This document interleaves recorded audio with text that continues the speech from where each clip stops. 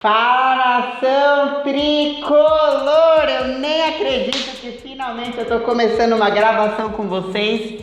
Feliz da vida, contente. Claro que não tá 100% classificado. Claro que, o Itu tá vivo na jogada, tem que ir lá pra Itu. Eles vão decidir em casa querendo ou não.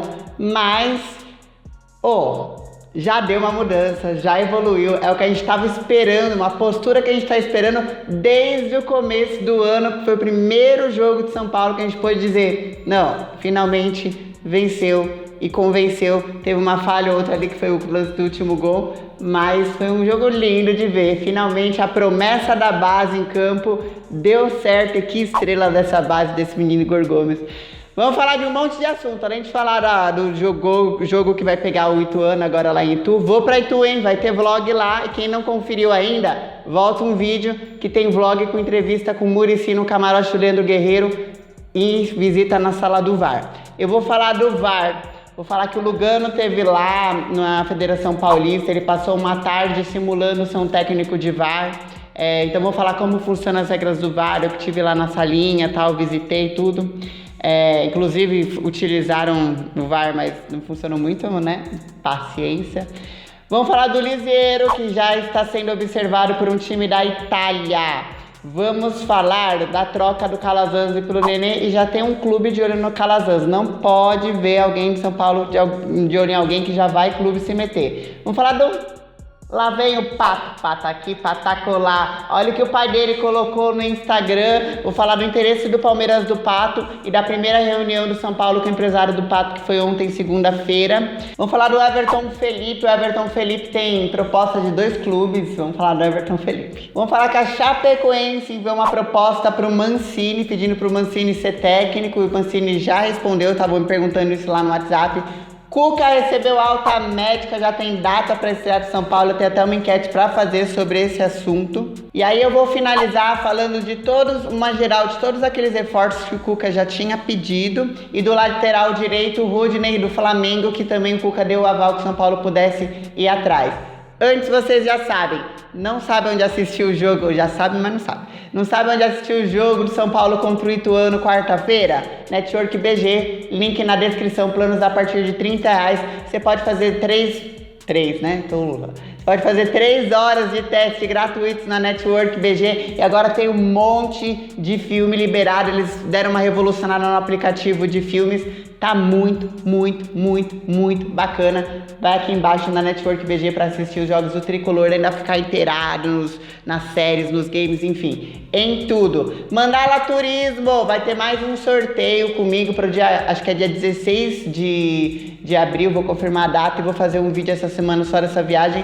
Sorteio para viajar comigo para Capitólio, vai ser um bate e volta, vai ser show de bola, participem, fechou? Agora segue aí. Eu tenho que pedir, pra vocês se inscreverem no canal, participar comigo nos comentários, deixar um like aí no vídeo, segue aí.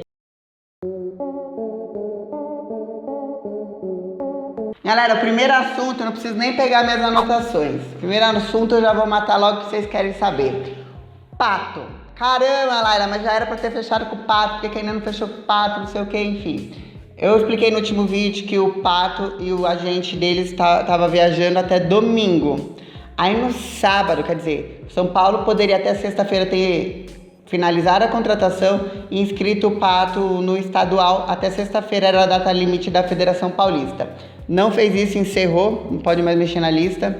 Daí o empresário estava viajando e São Paulo não conseguiu. Chegou no sábado, o pai dele, que é o Geraldo Mineiro, colocou no Instagram essa foto aqui, 98 jogos disputados, são os números dele no São Paulo. 7.043 minutos em campo, 38 gols marcados, 0,39 gols por jogo, um a cada 185 minutos, 195 finalizações, são 2 finalizações por jogo, um gol a cada 5 finalizações, 5,1, 100 finalizações certas, uma por jogo pelo menos. Cara, vai ajudar muito esse negócio aqui de uma finalização por jogo pelo menos. 51% de pontaria, de aproveitamento na pontaria nas finalizações. Pato, que belos números. E aí ele só escreveu assim na descrição: vamos!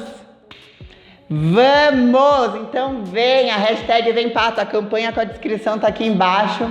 Tá lá no stfc.net, deixa sua mensagem lá, participa da campanha hashtag Vem Pacto. Que aconteceu? No domingo voltou geral de viagem, daí marcaram com São Paulo. Na segunda já teve a primeira reunião. O que foi essa reunião aí? A reunião foi uma reunião de reconhecimento, porque até então, então, a gente pode pagar isso mais ou menos de salário. Ah, beleza, o valor da multa rescisória, que é a luva que a gente quer, é tanto. Ah, beleza, mas as nossas condições são essas. Então, assim, base. A gente quer por 4 anos, qual que é a situação? Isso era por telefone. Chegando, vamos ver, sentar na mesa, serve o café, é a hora de fechar negócio. Aí o São Paulo ouviu coisas boas. Ouviu que esse cara aqui quer vir pro São Paulo e pegou a luva dele e falou, velho, vamos parcelar a perder de vista, vamos facilitar a Casas Bahia. Pegou o salário dele, enfiou dentro do teto salarial do São Paulo e falou os valores, eu aceito, o que ele quer é vir. Arrepiei.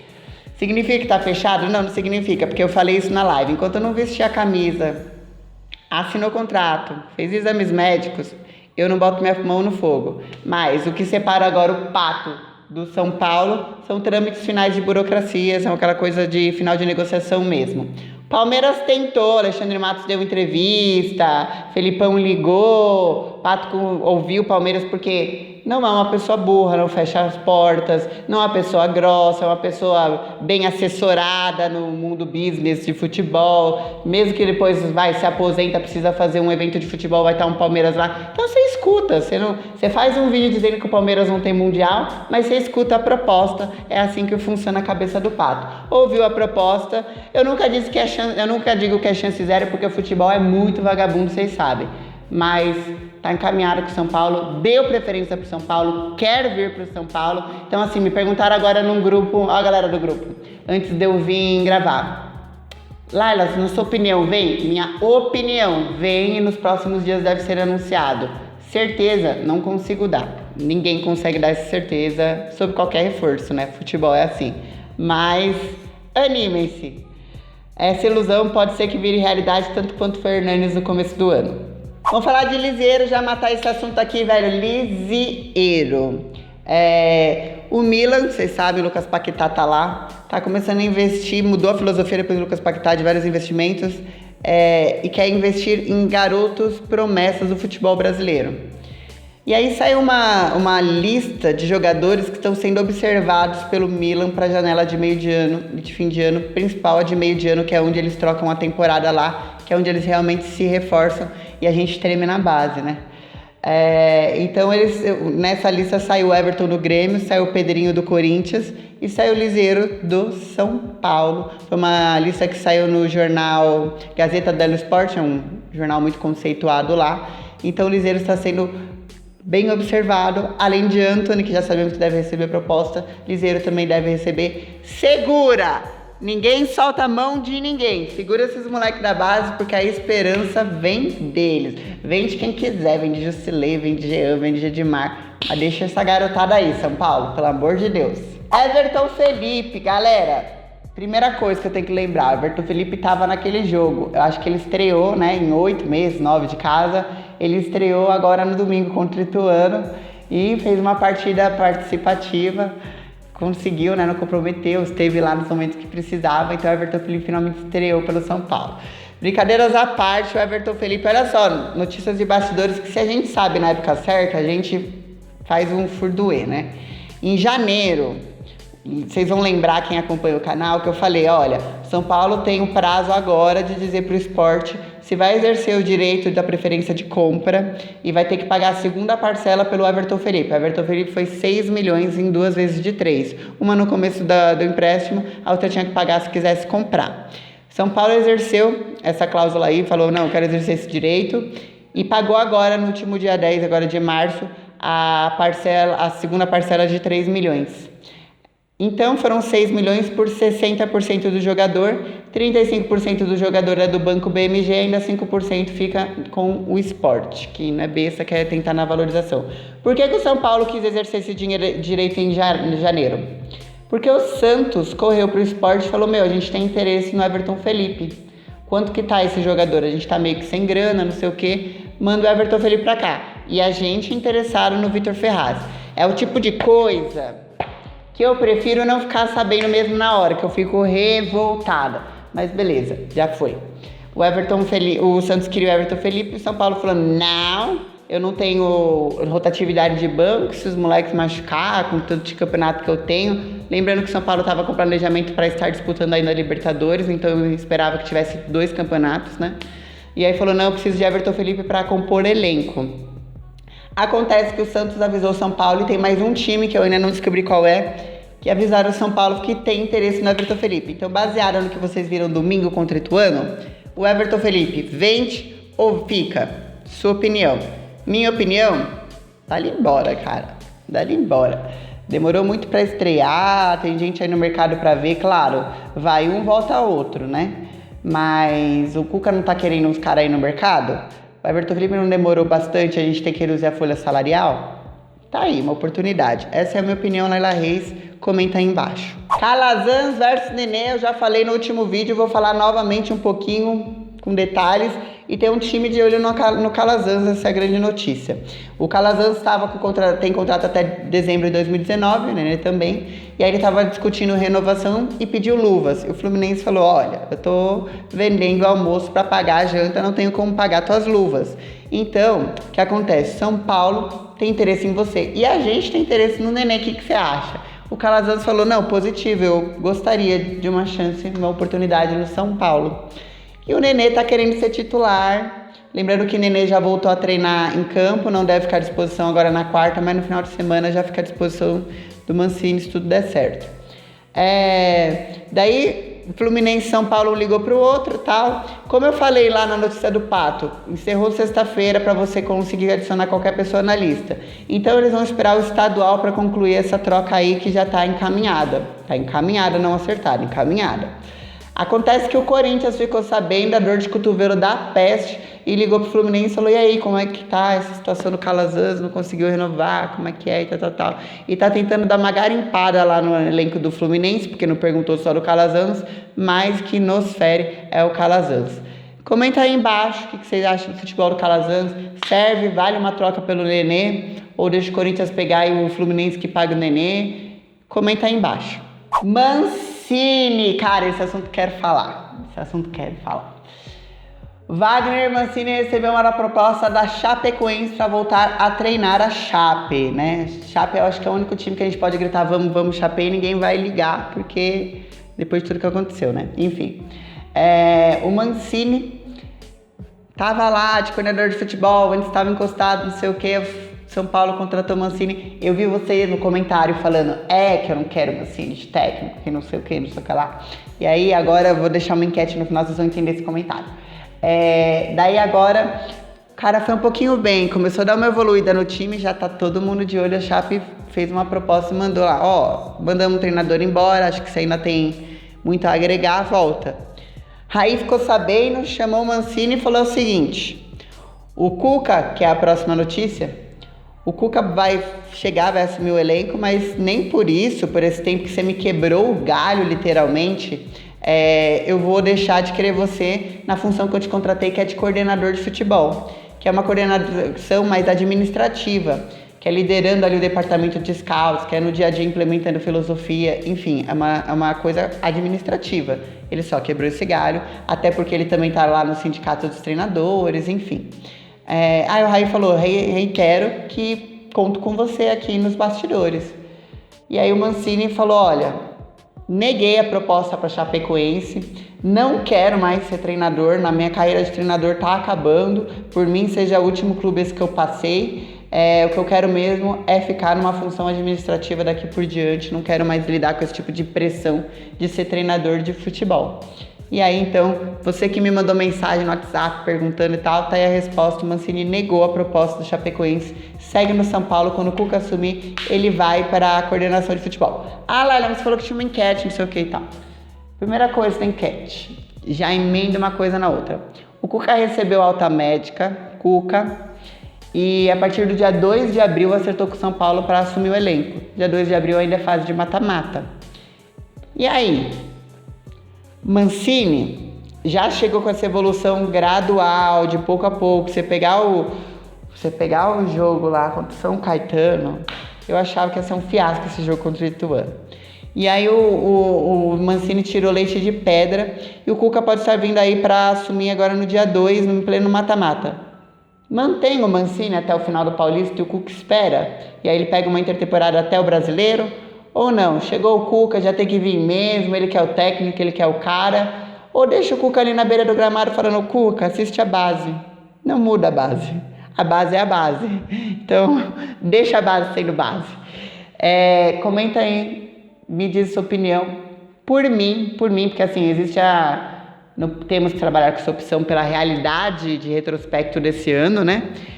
Existe a possibilidade de São Paulo ser eliminado quarta-feira e o Cuca assumir direto e o Mancini já vai para a coordenação. Mas se isso não acontecer, eu deixaria o Mancini lá e o Cuca só nos treinamentos, no dia a dia, já olhando a filosofia, entendendo o jogador, presente no vestiário, indo para o jogo, voltando, viajando, mas eu deixaria o Mancini na frente do Paulista. Minha opinião. Galera, só finalizando aqui antes de falar do VAR, eu vou falar dos reforços em geral que o Cuca pediu e do Rudney. O Rudney é um lateral direito que está lá no Flamengo. Esse ano não está numa boa fase, tem 27 anos o Rudney, tem agora lá no pc.net melhores lances dele para vocês assistirem. E aí o Rudney que tá lá em uma fase encostadão, só entrou em 5 jogos esse ano, perdeu o gol em clássico, a torcida do Flamengo não tá muito bem com a cara dele e tal. O Cuca deu aval pro São Paulo contratar, falou, não pra contratar, me falou, vai lá ver o valor, se der negócio, a gente tenta recuperar o cara aqui. Opinião Laila, sobre a situação, o cara tá em uma fase lá. Lembrando que se vier, não acredito que venha barato. Porque acabou de renovar contrato com o Flamengo por 4 temporadas. Quando renova a multa contratual, renova valores. Isso aí a gente já sabe que é um saco. Então assim, o cara tá em má fase lá. Uma fase geral, a torcida não quer. O São Paulo tava nessa má fase aqui constante. O que me garante que uma fase vai dar boa fase.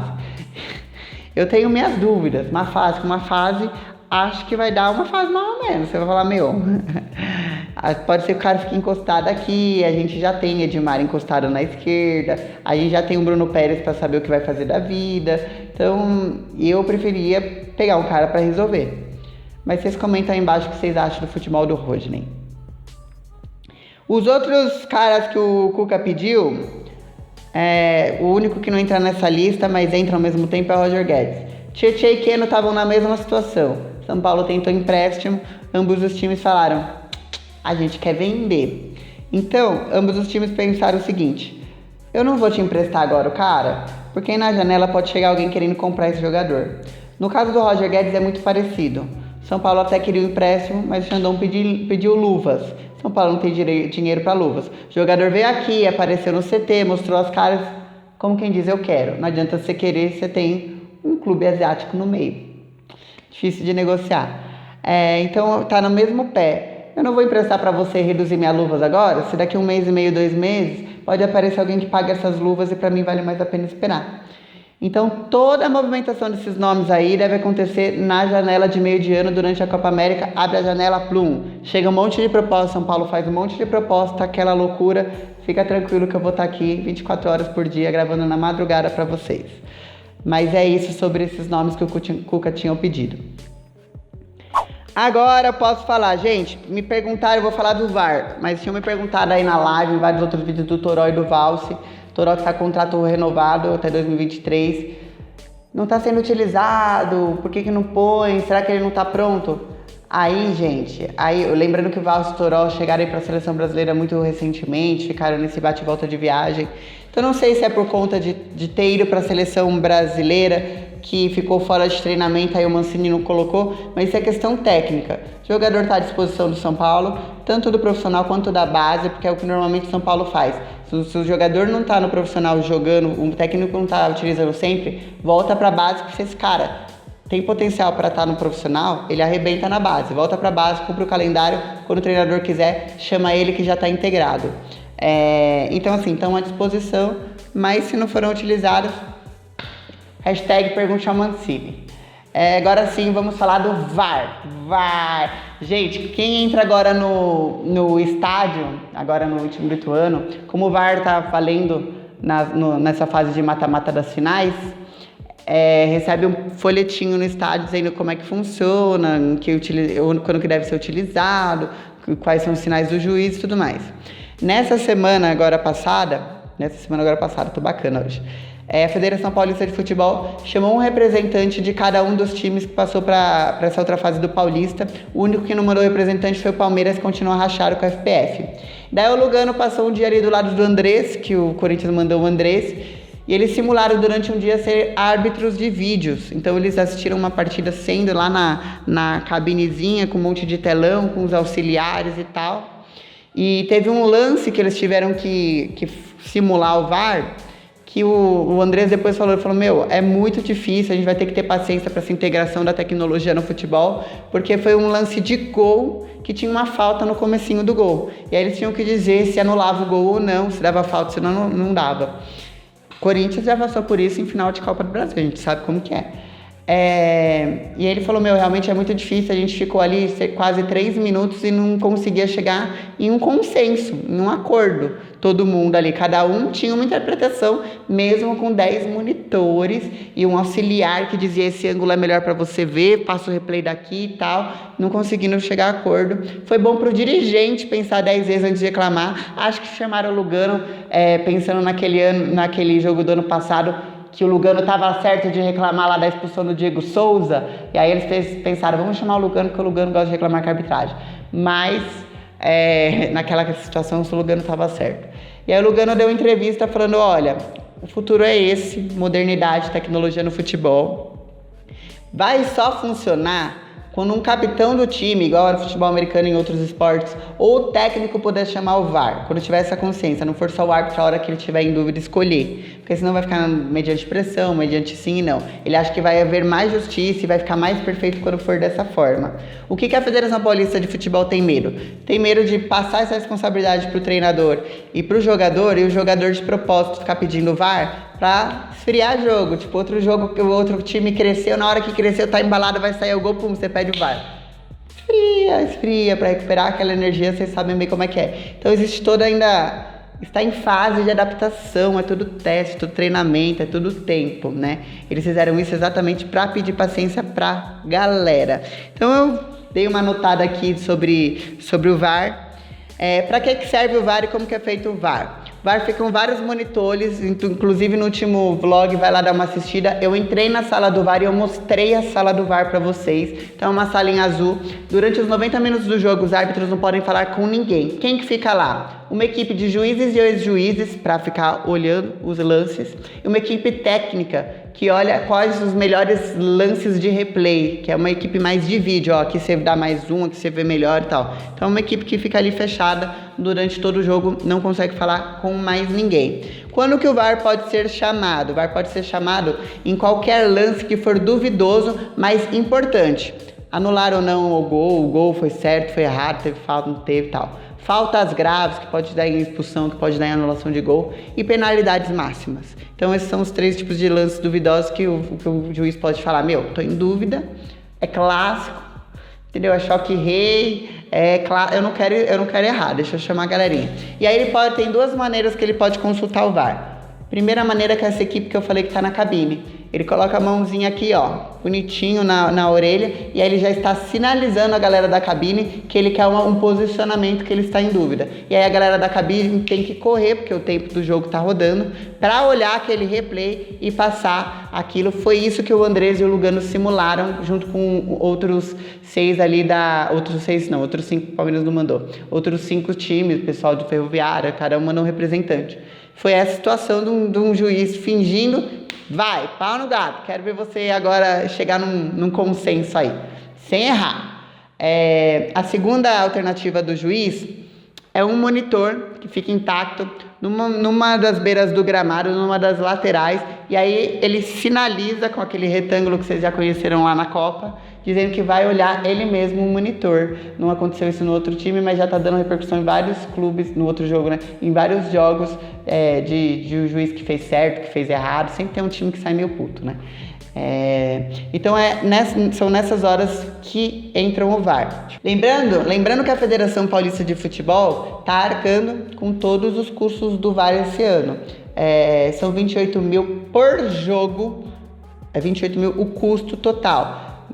Tanto dos monitores, da equipe, de todo o procedimento técnico de cabeamento. Enfim, eu mostrei lá no vlog, vai lá ver como que é o cabeamento e tal. São caixas enormes e tal.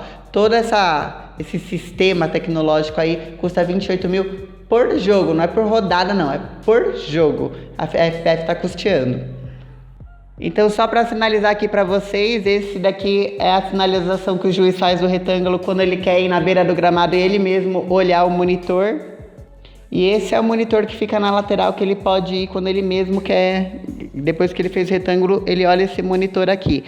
A salinha do VAR, eu já mostrei, tá lá, mas tá aqui uma foto de como que ela é assim bonitinha, toda azul mesmo e tal, mas tá lá para quem quiser ver. São Paulo saiu como pioneiro porque tinha que entregar para a Copa América, então São Paulo já fez a salinha toda bem estruturadinha para entregar para a Copa América. Fechou? No próximo vídeo, nesse vídeo eu tive que atualizar muita coisa de mercado. Eu falo de como que tá o clube, de como que tá o Morumbi depois das enchentes, que o clube já voltou.